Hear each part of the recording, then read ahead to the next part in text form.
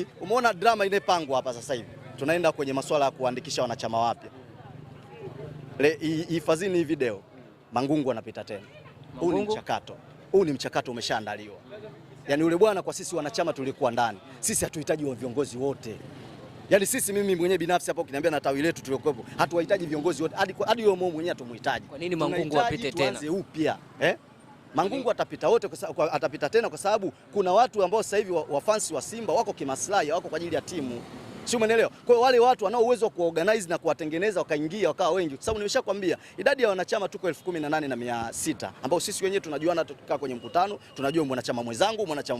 Leo hii unapotoa tunakwenda kwenye uchaguzi mwakani mwezi wa kwanza tarehe 29 unaenda kutuletea wanachama wapi? Hao wanajua nini kuhusu Simba?